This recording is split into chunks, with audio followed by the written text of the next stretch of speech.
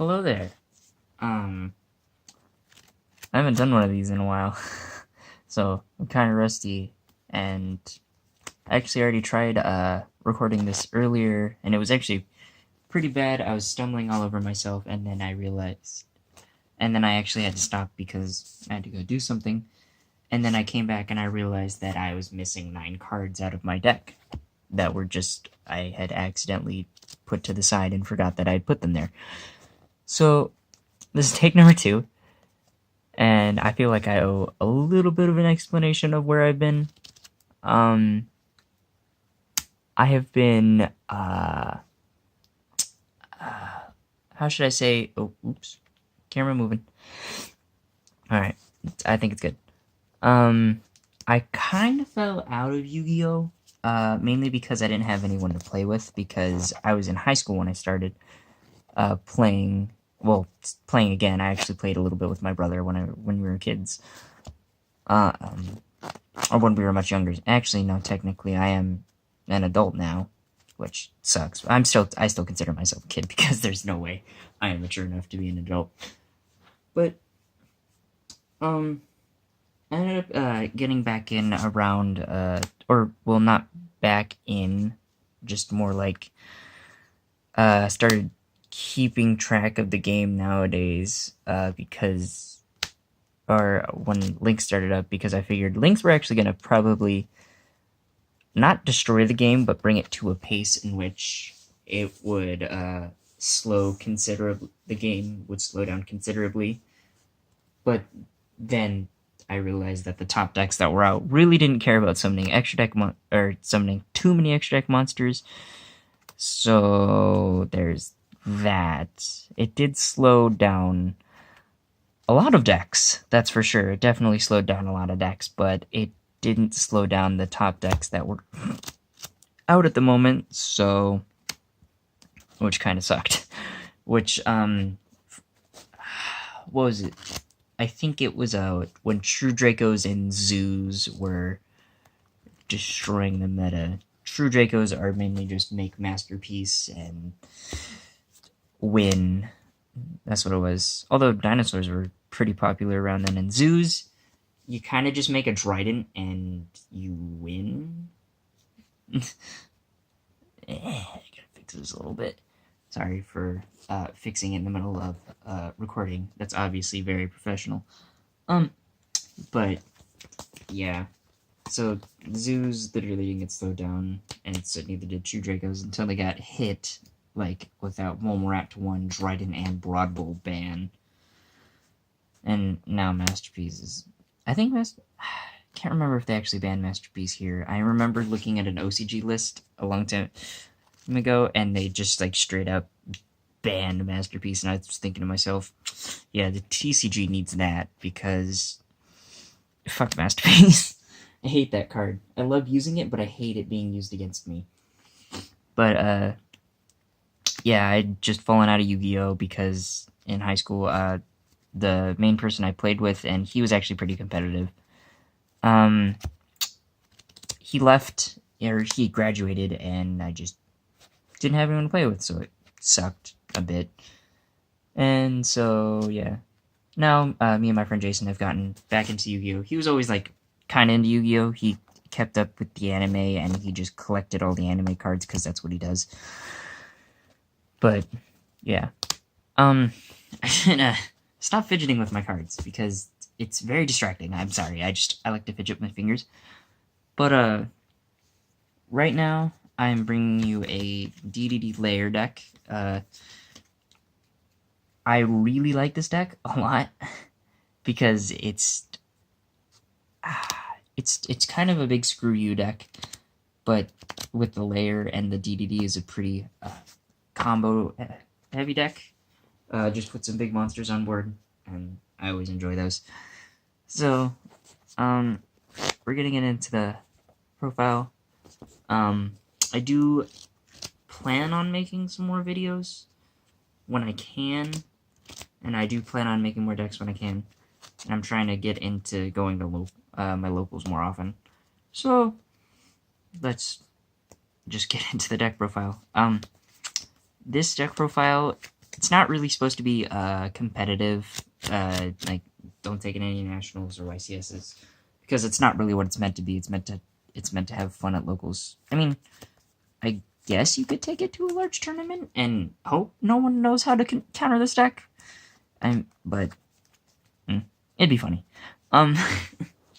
Enough rambling, and because guys probably don't even care, but about why I was gone. But let's get back into the profile. Or not back into it. Let's just get into it to start, not back into it because I didn't start in the first place.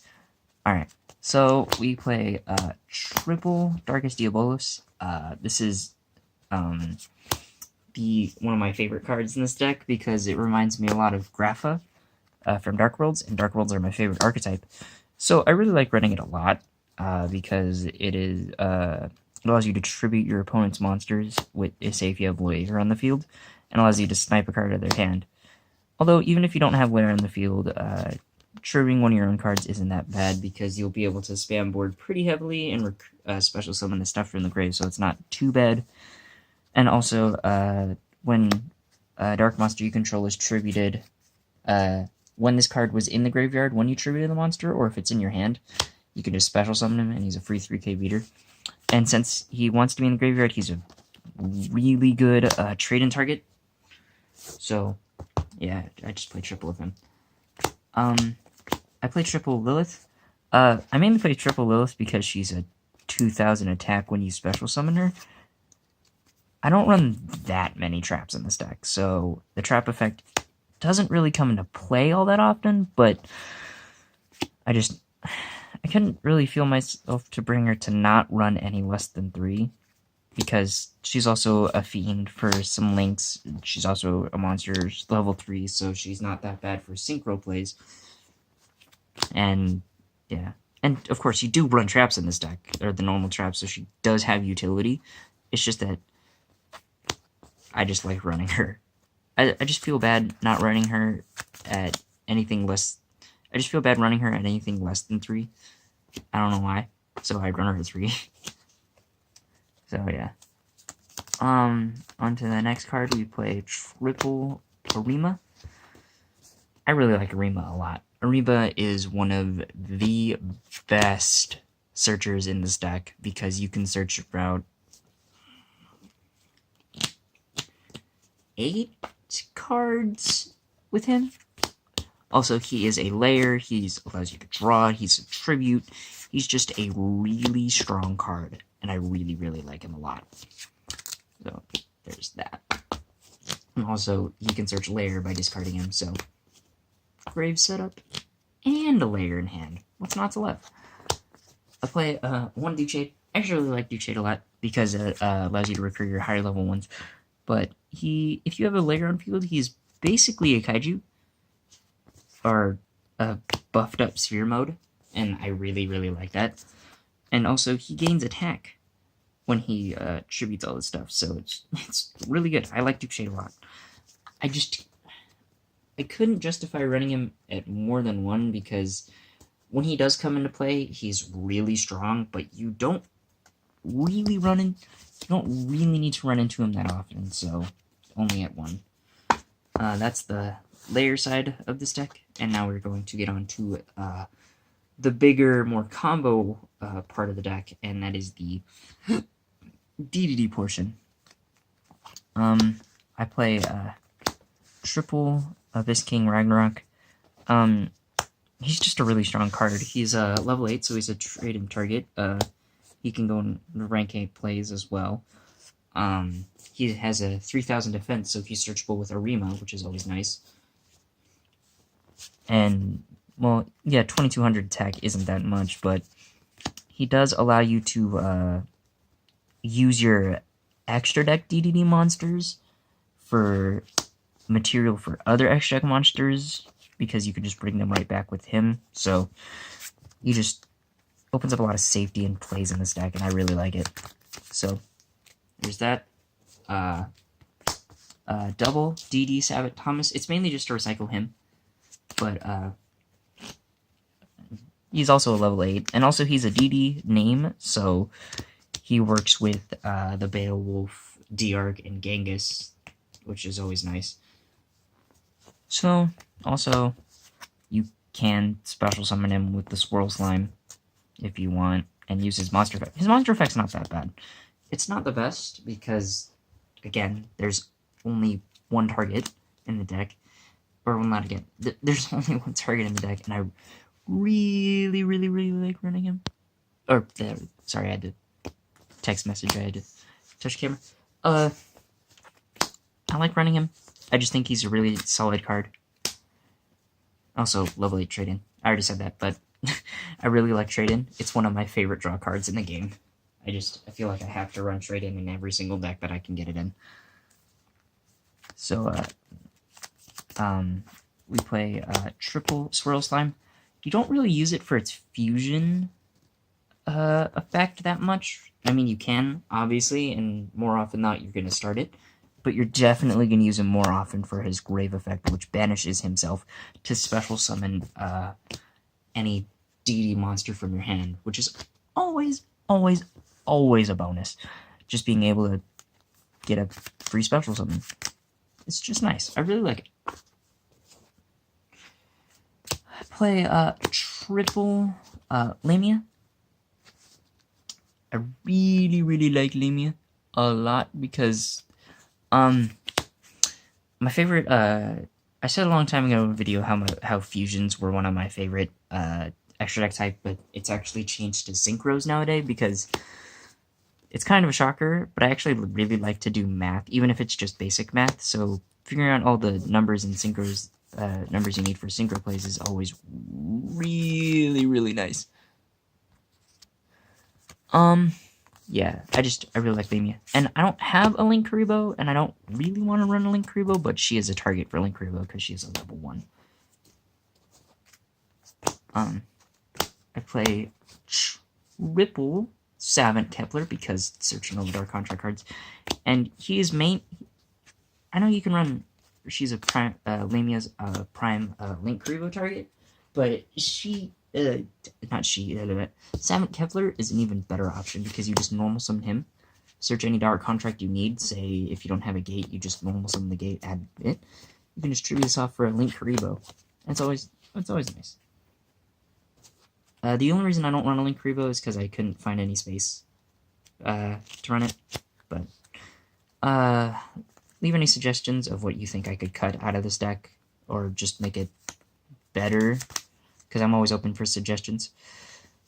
I play the triple Lair and the 1 terraforming. I really like Lair. In other people's deck profiles, I've seen that they've only run 2 Lair and 1 terraforming, but I really like seeing Lair, and sometimes I don't actually get to see Lair all that often. So I like getting to it as much as I can because it is a good card, and I feel that if the Lair decks were to be a bit more meta relevant, this card would definitely be hit on the list because it's kind of unfair. So there's that. Onto the Dark Contracts. This card's freaking.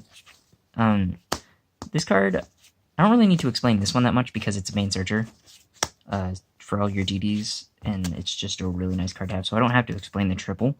But I do only run 1 of this because I feel Swirl Little Slime is a... sorry, I keep saying the OCG name of Swirl Little Slime even though it's come out for like... How long has it been out? Almost 3 years? I just like saying Swirl Little. It's funny. But I feel that Swirl Slime's a much better fusion spell, or not spell, just a fusion card than Swamp King is, but Swamp King isn't terrible, and it does come in clutch when you play it, so I really like playing it. And actually, the next 5 cards, I think I said 9 earlier, but it was just 5, I was over-exaggerating, because I didn't really count. Wow, not really counting. This is getting off to the best start. These are 5 cards that I actually forgot to show in the first take I had of this deck. So, I play triple trade-in, obviously, because we have a lot of targets and drawing 2 cards is nice. And the targets don't really mind being in the grave, so I feel that you have to run at least double. I like triple way better because obviously just more drawing is always great. I play the one Foolish for Darkus Diabolos, just to set him up. And I play one Monster Reborn, because this card is the best spell card right now.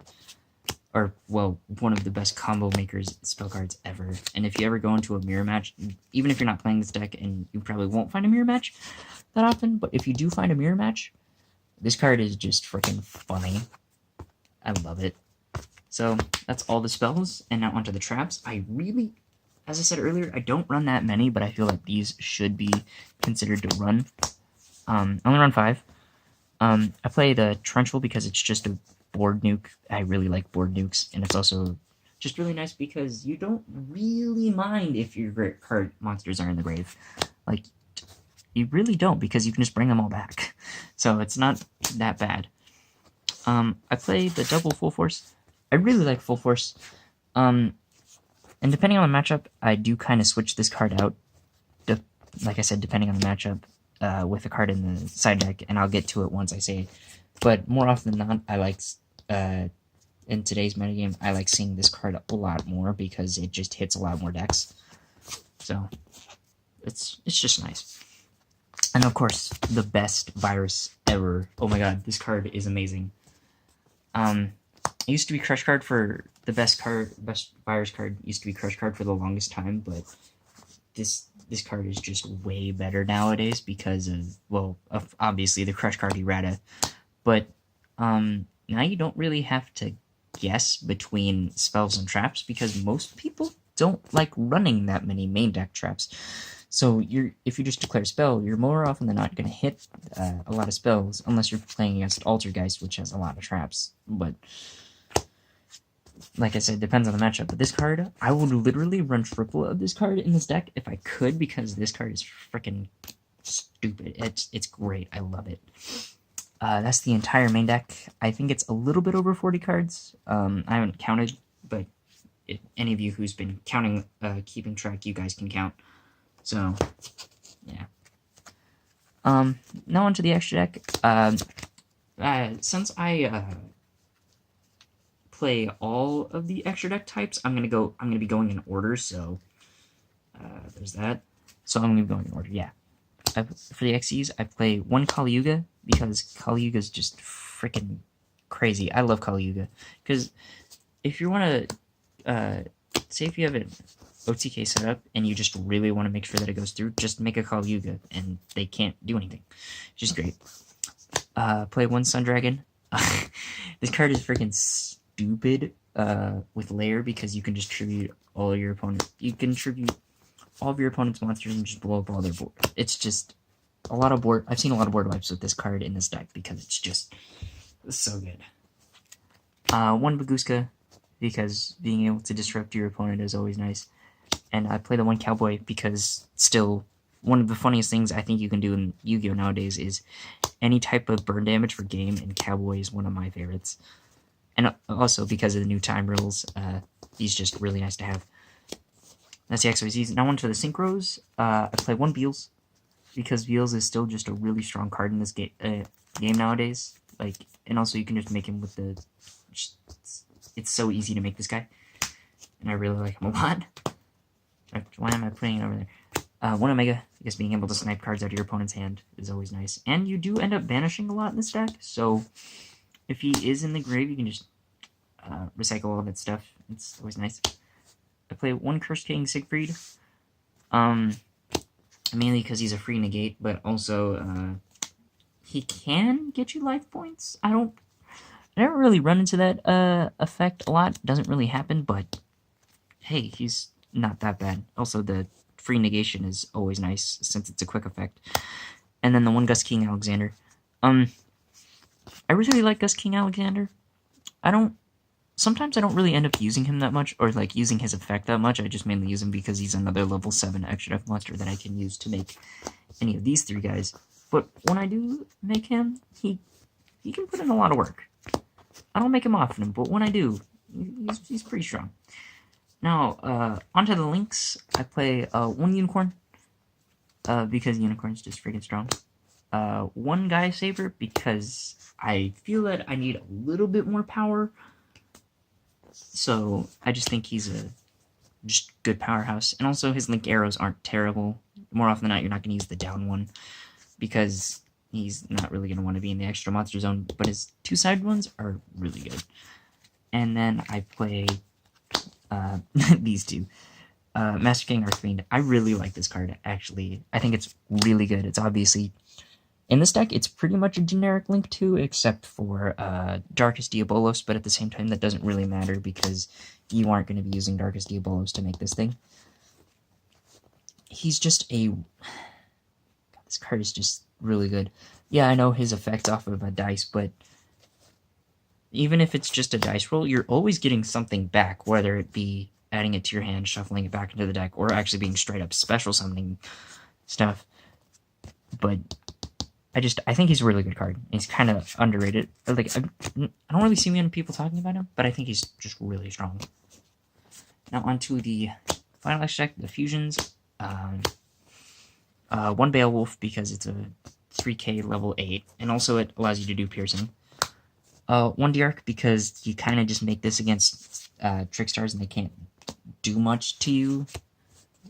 And if they can't get over this, just do as much searching as you can and adding, because what the fuck are they going to do? They're going to do nothing. They're going to just give you life points instead, because it's not a choose to burn, it's just a thing that happens, so it's nice. One Genghis because he's just a playmaker and I love him. He's just so good. That's the extra deck. So that's pretty good. Onto the side deck. My side deck isn't really that good. It's just some stuff I threw together and some staples I saw people running, but I like it. I play triple Sphere Mode. I really like Sphere Mode because when your opponent makes a really big board, you're just like drop the Sphere Mode and it's just dead. I don't really need to explain it that much. Since I don't have any good hand traps, I play the Cyframe Gamma and the One Driver. I only really like One Driver because 2 just kind of ends up clogging up my hands, but this card is actually not that terrible. I think it's a really good replacement for people who can't afford the more expensive cards. And if you guys are saying, oh, but you have a Nightmare Phoenix, how can you complain about not having expensive cards? I just got lucky when I pulled that out of a pack, so there's that. But I really like a Gamma. It's a good one. It's also, you can make Omega with it if you summon on your turn. I play Triple Call by the Grave because this stops like all hand traps. Like it's stops Ash Blossom and Ghost Reaper, and it's so nice. I just love this card. I really, really do. I play Triple Mind Crush because being able to search a card that allows you to snipe a card out of your opponent's hand is always nice. So I just like it a lot. It's really good. And 2 Deck Devastation Virus. This is the card I swap out with Full Force Virus, as I said, depending on the matchup that I'm going off. More often than not, I'm going to want to see Full Force Virus, but for the occasional matchup, you will need this, so I feel that it's just a really good card, because it's literally Full Force Virus, but for attack instead of defense. So, I think it's worth running. So, that's my deck. If you guys have any suggestions, just leave them down in the comments below. I really would like to know, because I'm still really rusty for Yu-Gi-Oh! And I would like to learn how the game has changed from when I stopped playing about 2-3 years ago. So yeah. I hope you guys have a good day. And I hope I really hope you guys, some of you people who are more meta players, test out this deck, because this deck's really cheap. I put this deck together because, like, with barely any money, because I bought triple the structure deck, and I had a lot of leftover DDD cards from years ago when I never built the deck, and I only spent like $3 on, or like $10 on like 8 cards for the deck. It's really good. So I hope you like the deck. I hope you test it out, make it better, because I know this is obviously not the best build, but I hope you have fun and experiment with it. Anyways, I will see you guys all next time I see you. Bye.